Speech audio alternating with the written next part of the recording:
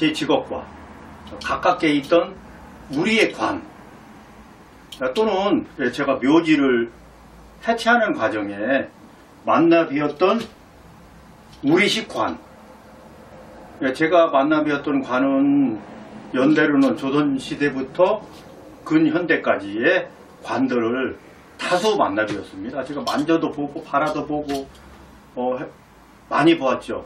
조선시대 관은 이렇게 생겼구나, 이런 소재였었구나, 이거 조금은 알죠. 제가 대한민국 땅에 존재하는 관을 다 만나보지는 못했지만 대체적으로 제가 35, 6년 동안 장례하면서 만나 뵙고 묘지 해체하면서 만나 뵈었기 때문에 관이 어떤 모양이고 어떤 소재로 했구나라는 것은 제가 조금은 알 수 있겠죠. 그러는 어느 날 제가 주변국 관에 대해서 공부할 기회가 있었어요.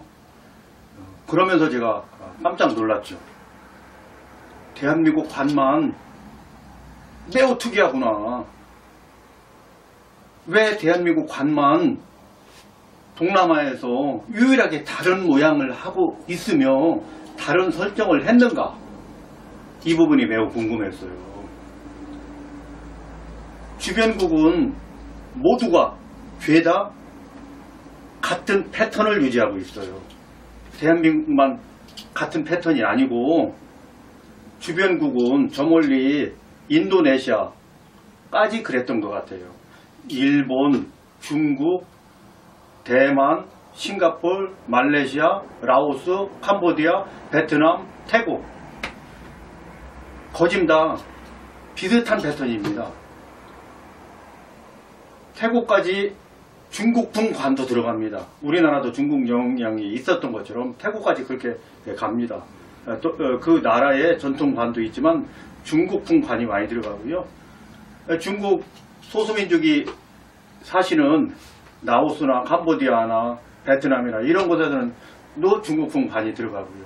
어쨌든 우리나라만 관이 이상한 모습을 하고 있고 다른 나라들은 비슷한 패턴을 가지고 오늘날까지 오고 있는데 우리나라는 조선시대부터 특별한 관을 유지하면서 오늘까지 오고 있어요. 이 부분이 잘 이상하다 라고 해서 제가 생각해 보았죠. 제가 35, 6년 동안 현장 일을 하면서 많이 보고 느끼고 만져보고 바라보고 했으니까 제 나름으로 추론해볼 수 있는 그런 현장 경험은 있으니까 제가 생각을 해보았죠.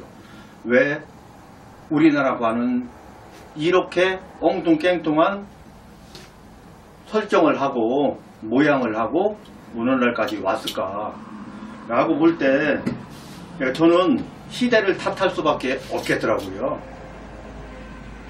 고려 말 조선 초기부터 관이 변하기 시작합니다. 그러니까 곽도 변하고요, 곽의 크기도 변하고요, 관도 변하고요. 불교 장례를 해오던 고려시대에서 유교 장례로 방향 선회도 하고요.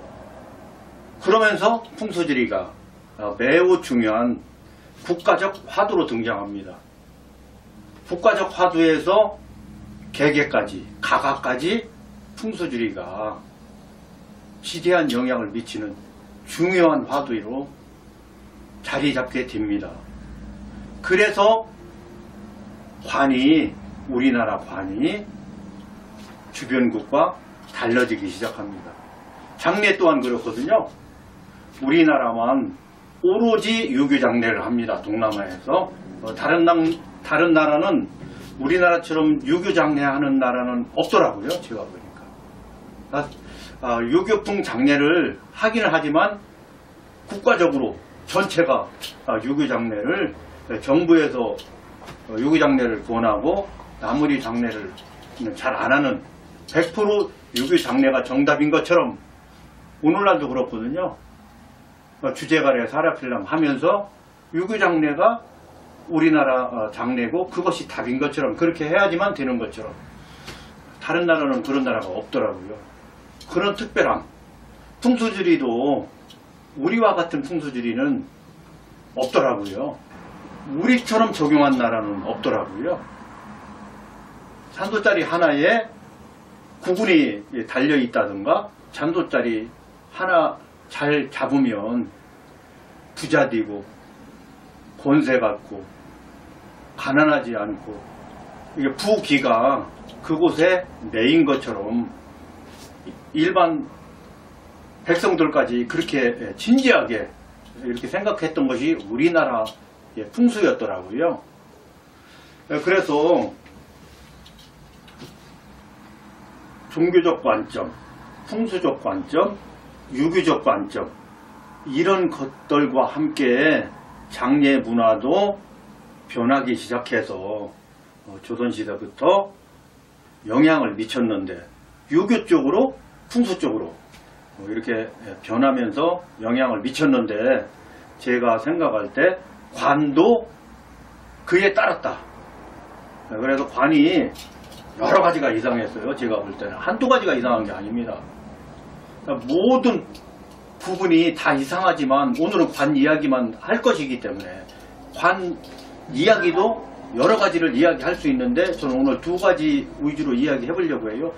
관의 형상이 이상하다.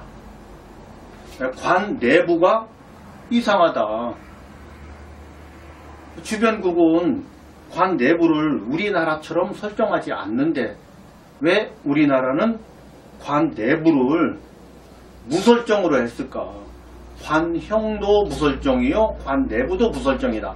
여기서 제가 무설정이라는 것은 설정이 없다는 것은 관 내부를 도배를 하지 않았다는 거거든요. 그 부분과 연관지어서 제가 오랜 세월 장례 과정, 묘지 과정에서 관을 만나보고 만져보고 제가 또 측정도 해보고 관심이 워낙 많으니까 앉아서 이게 왜 이럴까 이런 시간이 있다가 보니까 풍수와 관련이 있었구나. 효사상도 있어요. 풍수를 진지하게 적용하라는 그 들끓는 불같은 효사상이 있습니다. 내보고 잘 모시고 싶은 그런 효심이 있어요. 그런 것 때문에 우리 문화가 어쩌면 긍정적으로 좋게 표현하면 아주 독창적인 발상이고 긍정적인 현상이고 우리 문화만 가지고 있으면 있을 수 있는 특별함이라고 할 수 있겠지만 또 부정적으로 보면 우리만 왜곡된 설정을 가지고 가고 너무나 황당한 설정을 가지고 지금까지 왔던 거예요. 그 부분이 현대 사회에서는 그럴 필요가 없는 지금의 오늘날에 이르러서도 여러분들은 그런 설정대로 무설정으로 그렇게 부족함을 모르면서 지금까지 오고 있습니다. 그래서 제가 우리나라 관을 한번 보여드릴게요. 제가 이곳이 장소가 협소해서 큰 관은 가져오지 못했지만 작은 관도 큰 관과 대체적으로 똑같습니다. 그래서 이 부분을 보면서 여러분들께 소개해드리겠습니다. 우선 관은 이런 식으로 제작하시는 분들이 출고를 해서 납품을 하고 있는 실정입니다. 관이 오면 이런 모습으로 옵니다. 크고 작고의 차이만 있을 뿐 관의 형상, 모양은 큰 차이는 없습니다.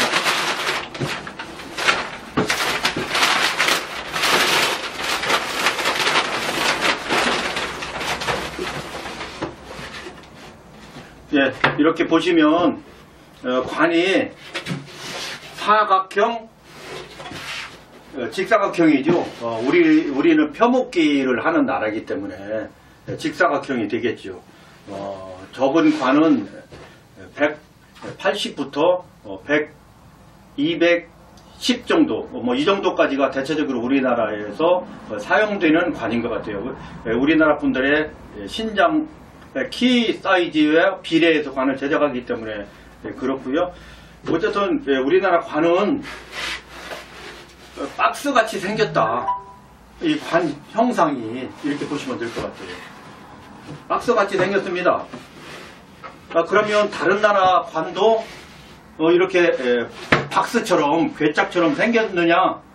그런 건 그렇게 제작하는 나라는 없더라고요. 제가 잘못 본 건지는 몰라도 이렇게 제작하는 나라는 동남아에서 없습니다. 이 모습이 이런 형상의 대한민국 관이에요. 크기만 작지 크기가 크다고 해도 뭐 다를 거 없어요. 이것은 공간이 협소해서 이렇게 조그만 관을 준비했지만 이렇습니다. 모양이 사각형이고요.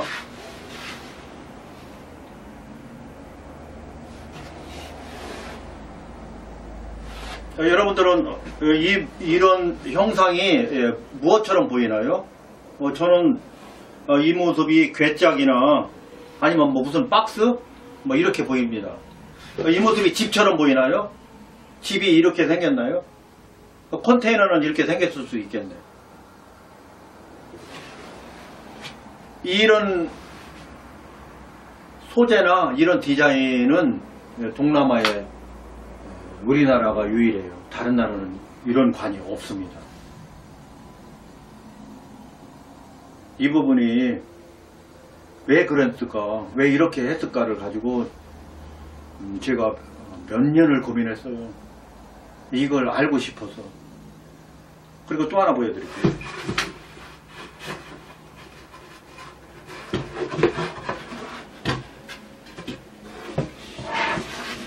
내부가 도배가 안 되어 있어요.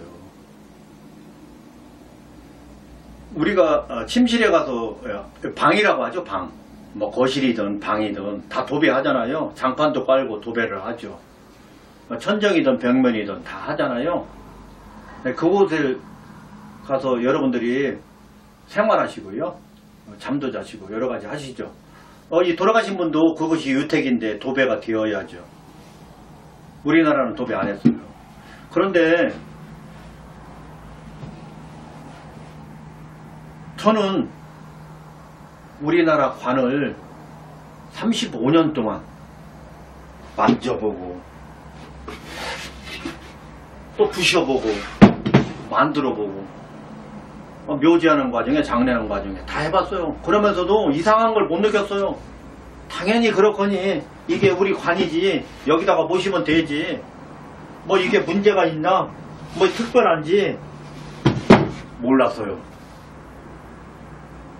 주변국 장례조사, 묘지조사, 관조사를 하면서 우리 관이 매우 초라하다는 걸 알았어요. 너무 많이 초라하고 너무 많이 부족하다. 우리는 아무런 형상도 없고 도배도 안 했구나. 다른 나라는 이 관이 무엇인지, 무엇을 상징하는지, 어떤 종교를 상징하는지, 어떤 문화를 상징하는지, 어떤 풍속을 상징하는지 다 설정되어 있거든요. 그곳에 눕힙니다. 한번 예를 들어볼게요. 만약에 이곳이 유택이라면, 집이라면 집처럼 만듭니다. 다른 나라가 그래요. 집처럼 만들어요. 여기 기와도 얹고 지붕 만들고 여기 기둥도 세우고 현관도 만들고 다 집처럼 다 해요. 집 지려면 기둥도 있고 현관도 있어야 왕래하잖아요. 다 합니다. 저는 이름을 가옥형 관이라고 그래요. 가옥형. 가옥구주형 관. 가옥구주처럼 생겼거든요. 우리나라 관은 그게 없어요. 지금 보신 것처럼 그냥 괴짝이에요. 이런 괴짝은 집이 아니고 집 속에 무언가 담기 위해서 하나의 소품 들이 괴짝이잖아요. 그러면 우리는 그곳에 모셨다는 거잖아요. 많이 부족해 보이죠. 다른 나라에 비해서. 다른 나라는 그런 나라가 단 한 나라도 없기 때문에 부족하죠. 또 만약에 불교 나라면 연화관을 만듭니다. 꼭 연꽃처럼 생겼어요. 우리나라 스님들 답이할 때, 스님 답이할 때 꼭 연꽃처럼 만들어 놓은 나무를 싸고 연꽃처럼 만들고 연꽃을 사실적으로 보이기 위해서 연꽃 수순을 달아서 이렇게 연화대를 만들고 화장하죠. 관도 똑같이 만들어요. 연꽃처럼. 연화관을 만들고 그곳에 두면 극락세계 간 거죠. 불교에서 스님들도 극락세계 가고 싶으니까 연꽃처럼 만들고 연화대라 하고 그곳에서 답의를 하잖아요. 그렇게 중국이나 대만과 말레이시아, 태국까지 연화관이 중화권이기 때문에 다 연화관이 지금 쓰고 있습니다. 베트남도 써요. 태국은 연화 보탑관을 또 만들어요. 탑이에요, 탑. 불교 탑이 묘지이기도 하고 부두이기도 하고 연화대이기도 합니다. 우리는 연꽃에서 답의를 하지만 저쪽 태국까지 갈수록 연화 보탑, 탑이 묘지이기도 하고 상여이기도 하고 관이기도 하고 연화대이기도 하고 보탑처럼 관을 만들어요. 또 하나는 도교 칠성관을 만듭니다. 북두칠성을 사실적으로 묘사하고 하늘과 비슷한 색깔로 칠해서 관을 둥그렇게 연출한 다음에 천원 지방처럼 이렇게 둥글게 연출한 다음에 칠성관을 만들어요. 또 중국 소수민족들이 중국도 계시지만 라오스, 캄보디아, 베트남 많이 내려와서 계시잖아요. 그분들 용선관도 만듭니다. 이렇게 상징을 합니다. 관이 괴짝이라면 괴짝의 내부물을 눕히고 싶은 사람이 누가 있겠어요? 없죠. 그러니까 다른 나라 그런 관을 쓰는 나라는 단 한 나라도 없어요. 다 상징을 합니다. 그런데 우리는 무상징이에요. 상징이 없어요. 괴짝이에요. 다른 나라? 당연히 그곳이 침실이고 방인데 도배하죠. 종이로 도배를 하던 원단으로 도배를 하던 도배에 샤링을 잡던 주름을 잡던 예쁘게 최대한 예쁘고 준엄하게 도배를 하고 장판을 깔고 요대기도 깔아요. 폭신폭신한 요대기도 다 깔아요. 우리가 잘 때 그냥 바닥에서 서양 같은 침대 문화가 있고 우리는 온돌 문화가 있지만 어쨌든 온돌에서 아무 요대기도 없이 그냥 자지는 않잖아요. 내 부모를 그렇게 모실 수 있잖아요. 관도 마찬가지예요. 우리나라도 돗자리 깔고 다 했어요. 일본도 돗자리 깔고. 그처럼 다 하는데 우리나라 관은 오늘날까지 이 모습이다. 이상하죠.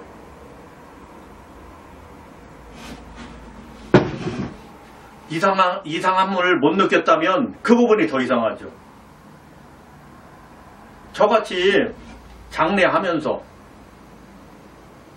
우리 조상님들을 눕혀드려보기도 하고 눕혀들어서 산수에 모셨던 부분을 또 해체하면서 열어보기도 하고 이러면서도 제 모르고 했던 그 30년 역사가 후에 맞고 갈 정도로 몇 년 전서부터 왜 그런지에 대한 고민 때문에 제가 미치도록 괴로웠었어요. 이 부분이 왜 그러냐, 도대체가 왜 이랬냐, 우리 선배들이 그 똑똑한 분들이 무엇 때문에 이렇게 했느냐.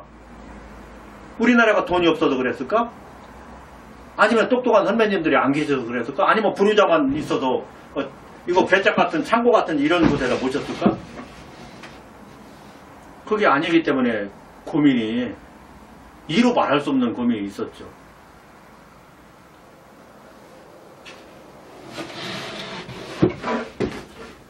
그러던 어느 날 제가 알게 됐어요. 이 부분을. 알게 된 것보다 더 중요한 건 이렇게 경험할 수 있는 세상이 앞으로는 없는 거죠. 다 화장하니까 없어요. 앞으로는 이런 경험할 수 있는 세상이 없으니까 저와 같이 경험했기 때문에 여기에 의문도 갖고 여기에 이게 왜 그런지에 대한 고민도 했어야지 되고 그런 세상이 없으니 그럴 만한 기회도 없고 이것이 영원히 묻히는 거죠. 그래서 제가 제 경험을 여러분들께 설명드려 보려고 합니다. 주변국에서 아주 특별나 우리나라만 있어. 이런 나라는 없어. 왜 그런지에 대한 고민 끝에 제가 알게 된 내용입니다. 이 부분이 우리가 일제시대 단절되었던 역사 때문에 모든 파트가 다 그렇지만 우리 장례 묘지 파트도 그 영향을 받아서 모르는 거 투성이잖아요. 죄다 모르는 거잖아요. 이 부분까지 모르고 갑니다. 알 수가 없죠. 이거 현장 실무자 아니면 도저히 알 수가 없는데 그런 중요한 문제를 제가 설명드려 보겠습니다. 제가 장례 공부할 때 왜 주변국 중에서 대한민국의 조선시대만 이상한 장례를 하고 있었나, 이 부분을 알게 됐어요. 장례 공부할 때 우리나라 조선시대만 이상한 장례를 하는 거예요. 그걸 우리식 표현으로 유교장례 한 거죠. 그것이 우리 장례잖아요. 유교장례. 그렇지만 주변국과 같이 보면 엉뚱깽뚱한 장례를 하고 있는 거죠. 주변국은 그렇게 우리나라처럼 장례하는 나라가 단 한 나라도 없는데 우리는 우리식 장례고, 우리가 우리식 장례이기 때문에 그 장례가 뿌듯하고 좋은 전통이라고 생각했는데 먼 발치에서 보니까 왜곡된 장례처럼 보였어요. 저는 다른 나라들은 특정 유교나 불교나 도교나 이런 장례에 국한해서 나머지는 다 없애버린 것이 아니라 불교 장례를 하더라도 도교 장례 유지하고 유교 장례 유지하고 그 전통 풍속 습속 문화 죄다 어우려서 하나의 장례 문화로 가고 있는데, 다른 나라들은, 우리나라는 오로지 충문 읽고 제의례 진행하는 거, 이거 말고는 거짓 다 없앤 특별한 나라였어요. 거기에다 풍수가 조선시대부터 아주 중요한 국가적인 과제로 등장하면서 여론몰이를 상당히 한 탓인지 저 멀리 시골 벽지에 사는 마을 주민까지 산소짜리 잘 쓰고 싶은 심리가 엄청났었습니다. 제가 장례를 시작하는 30년 전쯤만 해도요, 아무리 시골 어르신이라고 해도 몇 자리 하나 잘 잡고 싶은 생각이 많았었어요. 몇 자리 하나 잘 잡으면 진짜 군수되고 면장되는 줄 알았어요. 그런 심리가 지금도 있지만 몇 년 전에는 아주 많았습니다. 그렇기 때문에 몇 자리 잘 잡아야죠.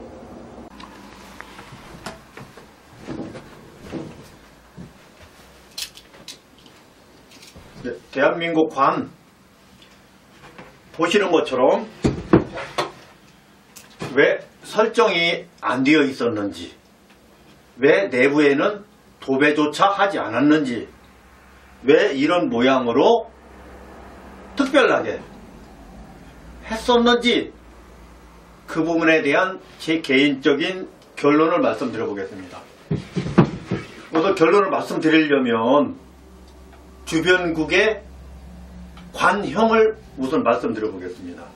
주변국에 몇 가지 따져볼 요소들이 있는데, 우선 관형을 말씀드리면서 우리 관형은, 관의 형상은 이랬었다, 이 특별남이 그들의 관형을 보면서 우리는 왜 특별났는지를 말씀드려 보겠습니다. 그것이 제가 생각하는 결론이 되겠습니다.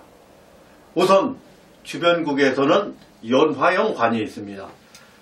불교 스토리를 반영한 연화형 관이 있습니다.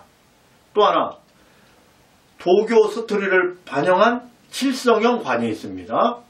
또 하나 불교 스토리를 반영한 연화 보탑형 관이 있습니다. 태국이나 캄보디아 일부 지역에서 쓰는 보탑형 관, 그들은 관도 보탑이요, 상여도 보탑이요, 연화대도 보탑이요, 묘지도 보탑입니다. 중국까지 부도탑이 탑형으로 되어 있습니다. 그런 형이 있고요. 또 가옥형이 있고요. 또 불교 정서를 담아낸 용선형이 있습니다. 그 중에서 우리나라는 가옥형 관을 사용했었습니다. 이렇게 무설정 관도 있지만 여러분들 중앙박물관 가면 아직까지도 제궁이 남아 있거든요. 제궁이 이런 설정입니다. 내부에 도배 안 했죠. 임금님 국장에 도배하는 관을 썼어요. 당당하게.